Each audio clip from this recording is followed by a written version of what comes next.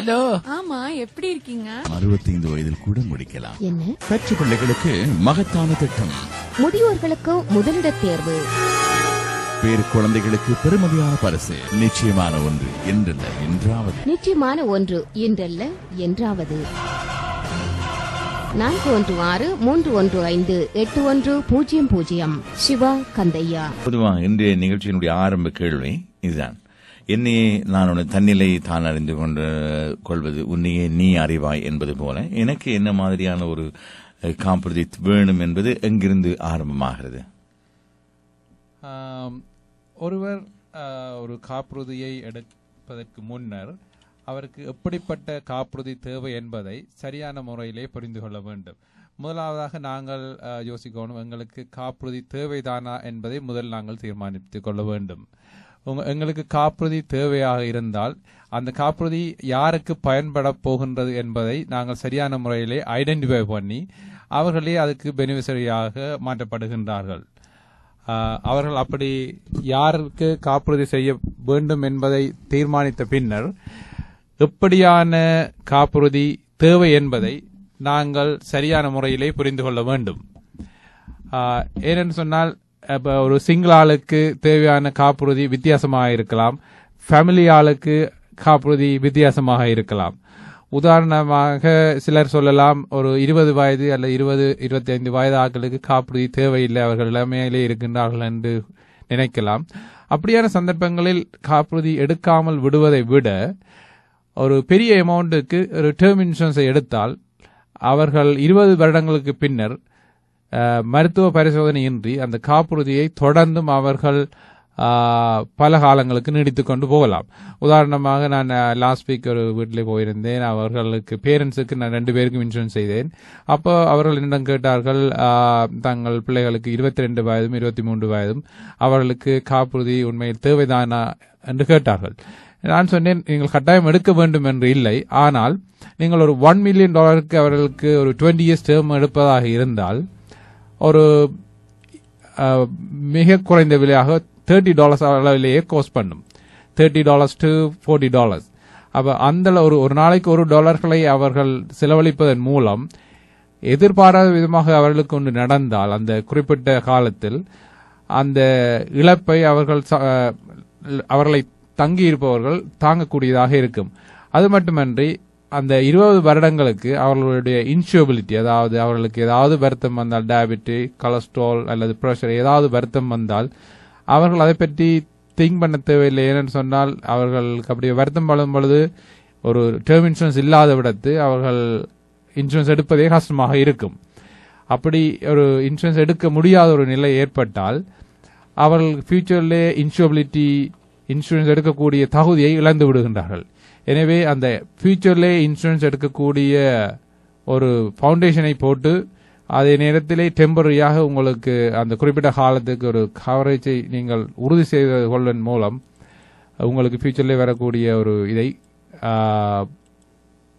இன்சூரபிலிட்டியை நீங்கள் பாதுகாத்துக் கொள்ள முடியும்.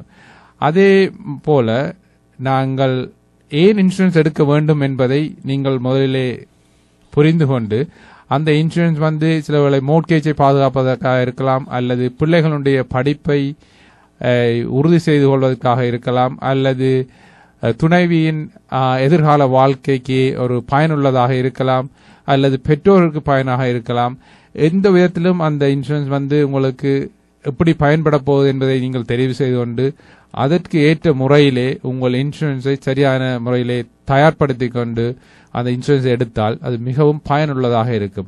என்ன சொன்னால், இப்போ சில பேருக்கு டேர்ம் இன்சூரன்ஸ் தேவையாக இருக்கலாம், சில பேருக்கு ஹோல் லைஃப் இன்சூரன்ஸ் தேவையாக இருக்கலாம், சில பேருக்கு ஜாயிண்ட் ஃபர்ஸ்ட் டை, அதாவது 2 பேரில் யார் செத்தாலும் அந்த முதலிலே அவர்களுடைய இறப்பு நிகழும் பொழுது அந்த பணத்தை கொடுப்பார்கள்.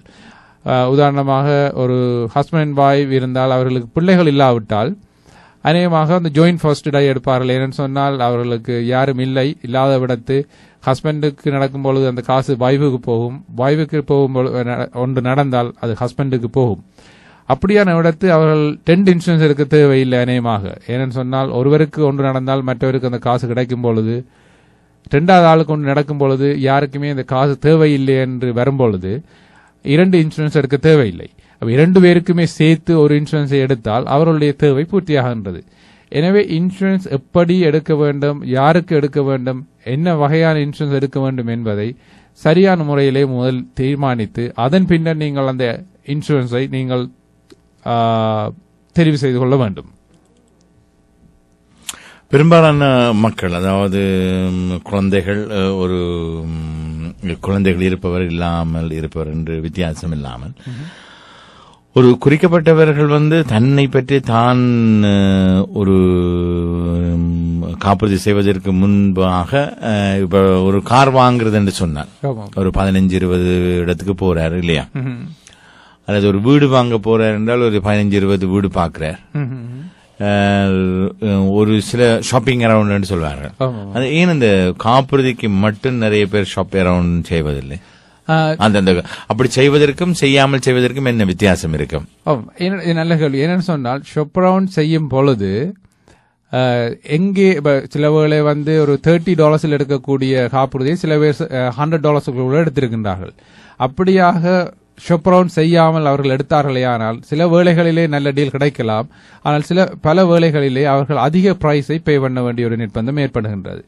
எனவே இப்ப நீங்கள் என்னுடன் தான் எடுக்க வேண்டும் இல்லை, யாரிடம் எடுத்தாலும் நீங்கள் 2-3 இடத்திலே இன்சூரன்ஸ் பிரைஸை கேட்டு எங்கே உங்களுக்கு குறைவாக இருக்கின்றதோ அந்த பிரைஸ், அப்படி செய்வதன் மூலம் நீங்கள் தொடர்ந்து இப்ப ஒரு நாளைக்கு பே பண்றதில்லை, இது நீங்கள் 10 வருஷம் 20 வருடம் லைஃப் டைம் பே பண்ண போகின்ற ஒரு பிரீமியம், அப்படியான ஒரு பேமெண்ட்டை நீங்கள் செய்ய முற்படும் பொழுது சரியான முறையிலே நீங்கள் மிக குறைந்த காப்புறுதி தொகையை கட்டக்கூடிய ஒரு சந்தர்ப்பம் இருக்கும் பொழுது, ஒரு இடமும் ஷாப் அரவுண்ட் பண்ணாமல் உடனடியாகவே அந்த இன்சூரன்ஸ் எடுக்கும் பொழுது அது உங்களுக்கு பல சிக்கலை ஏற்படுத்துகிறது. என்னென்னு சொன்னால், சில வேளை நீங்க ஒரு இன்சூரன்ஸ் எடுத்து போட்டு திருப்பி இன்னொரு ஆள்கிட்ட கேட்க அவர் குறையன்னு சொல்லுவார்.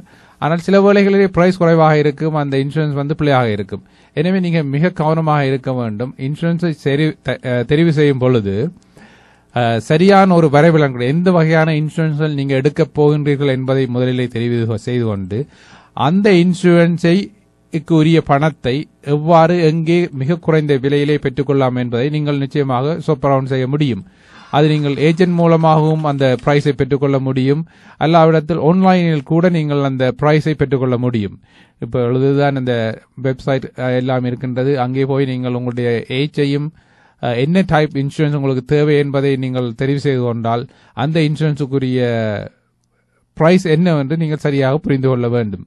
எனவே நீங்கள் ஒரு இன்சூரன்ஸை செய்ய முன்னும் நீங்கள் ஷாப் அரவுண்ட் பண்ணி எங்கே உங்களுக்கு நல்ல சிறந்த பிரைஸ், உங்களுக்கு உரிய இன்சூரன்ஸ் கிடைக்கின்றது என்பதை தெரிவு செய்து கொள்ள முடியும்.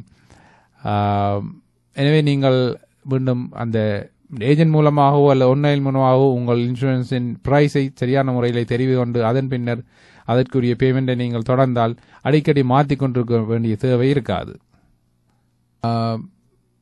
மற்றது முக்கியமாக நீங்கள் கவனிக்க வேண்டும், இன்சூரன்ஸ் என்ன வகையான இன்சூரன்ஸ் நீங்கள் எடுக்க வேண்டும் என்பதை தெரிவு செய்து கொண்டு அதன் பின்னர் எவ்வளவு இன்சூரன்ஸ் உங்களுக்கு தேவை என்பதை நீங்கள் சரியாக புரிந்து கொள்ள வேண்டும். ஏனென்று சொன்னால், இன்றைக்கு 300,000 மோட்கேஜ் இருந்தால் அல்லது பிள்ளைகள் இருந்தால் அந்த மோட்கேஜை மட்டும் கவர் பண்ணுவதற்கு இல்லாமல் பிள்ளைகளுடைய படிப்பு செலவுகளுக்கு கூட நீங்கள் எக்ஸ்ட்ராவாக இன்சூரன்ஸ் செய்ய முடியும். அதாவது 300,000 மோட்கேஜ் இருந்தால் ஒரு 400 அல்லது 500,000 கூட நீங்கள் இன்சூரன்ஸ் செய்ய முடியும். ஆனால் அப்படி செய்யும் பொழுது உங்களுடைய இன்சூரன்ஸ் அமௌண்டை குறைக்காமல் உங்களுடைய மந்த்லி பேமெண்ட்டுக்கு ஏற்ற முறையிலே எந்த வகையான இன்சூரன்ஸ் உங்களுக்கு சூட்டபிளாக இருக்கோ அதை தெரிவு செய்து கொள்ள வேண்டும். உதாரணமாக, நீங்கள் உங்களுடைய பட்ஜெட் ஒரு $50 அல்லது $100 என்று சொன்னால் அந்த $100க்கு நீங்கள் எடுக்க வேண்டிய கவரேஜை குறைக்காமல் என்ன விதமான இன்சூரன்ஸை அந்த $100க்கு $500,000 உங்களுக்கு இன்சூரன்ஸ் தேவையாக இருந்தால் அந்த தொகைக்கு என்ன விதமான இன்சூரன்ஸை நீங்கள் மேக்சிமம் எடுக்க முடியும் என்பதை அறிந்து அப்படியான இன்சூரன்ஸை எடுப்பதன் மூலம் நீங்கள் உங்களை நம்பி இருப்பவர்களினுடைய எதிர்காலத்தை நீங்கள் மேக்சிமைஸ் பண்ண முடியும். எனவே நீங்கள் 20 வருஷத்திலே கட்டி முடிக்க வேண்டும், அதுக்காக நாங்கள் இன்சூரன்ஸ் எடுக்க வேண்டும் என்று இல்லாமல் சரியான தொகை அமௌண்டையும் சரியான இன்சூரன்ஸை நீங்கள் தெரிவு செய்து கொள்வது மிக மிக முக்கியம். எனவே நீங்கள் இன்சூரன்ஸை எடுக்கும் பொழுது உங்களுக்கு கவரேஜ் தேவையா என்பதை டிசைட் பண்ண வேண்டும். அதன் பின்னர் என்ன வகையான இன்சூரன்ஸ் உங்களுக்கு தேவை என்பதை நீங்கள் சரியாக சூஸ் பண்ண வேண்டும். அதன் பின்னர் நீங்கள் எங்கெங்கே அந்த இன்சூரன்ஸை என்னென்ன பிரைஸில் எடுக்க முடியும், எவ்வளவு அவைலபிளாக இருக்கிறது என்பதை தெரிவு செய்தேன். பின்னர் எவ்வளவு உங்களுக்கு கவரேஜ் தேவை என்பதையும் நீங்கள் சரியான முறையிலே புரிந்து கொண்டு அதை நீங்கள் எடுக்கும் பொழுது உங்களுக்கு அது மிகவும் பயனுள்ளதாக இருக்கும்.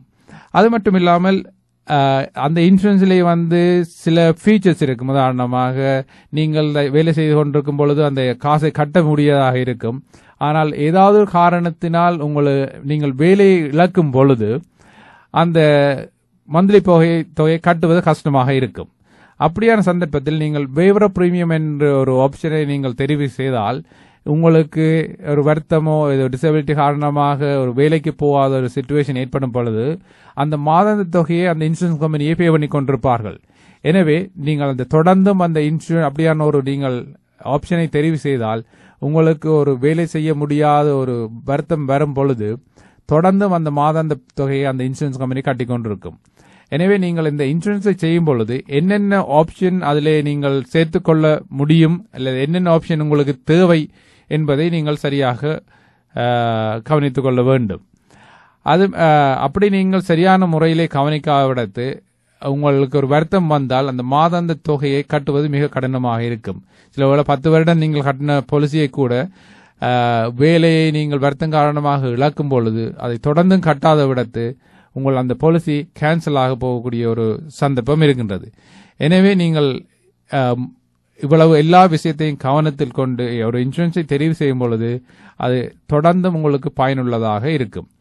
அது மட்டுமின்றி இப்போ நீங்கள் லைஃப் இன்சூரன்ஸ் மட்டுமில்லை, அதாவது உங்களுக்கு சில கிரிட்டிக்கல் இன்சூரன்ஸை கேள்விப்பட்டிருப்பீர்கள். இப்போ கிரிட்டிக்கல் இன்சூரன்ஸ் நீங்கள் வாழும் பொழுதே அனுபவிக்கக்கூடிய ஒரு இன்சூரன்ஸ். லைஃப் இன்சூரன்ஸ் என்பது உங்களை தங்கி இருப்பவர்களுக்கு பயன்படக்கூடியது. கிரிட்டிக்கல் இன்சூரன்ஸ் என்பது நீங்களே உங்களுக்கு ஒரு உத்தரவாதத்தை ஏற்படுத்திக் கொள்கிறீர்கள். அதாவது உங்களுடைய இன்கம் அல்லது உங்கள் வருமானம் தொடர்ந்தும் உங்களுக்கு கிடைக்க வேண்டும் என்பதை நீங்களே உறுதிப்படுத்திக் கொள்ள முடியும். அதாவது நீங்கள் வேலை ஒரு 100,000 சம்பளம் எடுத்து செல்வதாக இருந்தால் உங்களுக்கு அது மேஜர் வருத்தம் வரும் பொழுது உங்களுடைய இன்கம் 0வாக மாறுகின்றது. அந்த சந்தர்ப்பத்தில் உங்களுக்கு ஒரு கிரிட்டிக்கல் இன்சூரன்ஸை நீங்கள் எடுத்திருந்தால் அந்த நீங்கள் எடுத்த இன்சூரன்ஸ் அமௌண்ட் உங்களுக்கு உடனடியாக கிடைக்கும் பொழுது உங்களுடைய 1 வருட சேலரியோ அல்லது 2 வருட சேலரியோ அதை கவர் பண்ணக்கூடியதாக இருக்கும். நீங்கள் அந்த வருத்தத்திலிருந்து மீள் பெறுவதற்கோ அல்லது வைத்திய செலவுக்கோ அந்த பணத்தை யூஸ் பண்ணலாம். என்ன விதத்திலையும் அந்த பணத்தை யூஸ் பண்ணக்கூடியதாக இருக்கும். அதன் மூலம் நீங்கள் ஹெவியாக அந்த வருத்தத்திலிருந்து மீளவும் உங்களுக்கு அது ஒரு உதவியாக இருக்கும். ஏனென்றால் ஒரு கடனோ அல்லது பிரச்சனைகள் கூடும் பொழுது நீங்கள் அதை பற்றி திங்க் பண்ணி கொண்டிருந்தால் அந்த வருத்தம் குணவடைவதற்கு கனகாலம் எடுக்கும். அது மட்டுமன்றி சில நேரங்களில் சில வருத்தங்கள் இங்கே வெயிட்டிங் லிஸ்ட்ல இருக்கின்றார்கள் பலர். ஏனென்று சொன்னால் அந்த எக்ஸ்ரே எடுக்கிறதுக்கோ எம்ஆர்ஐ எடுக்கிறதுக்கோ சில வேளைகளிலே பல மாதங்கள் வெயிட் பண்ண வேண்டிய ஒரு சந்தர்ப்பம் ஏற்படுகின்றது.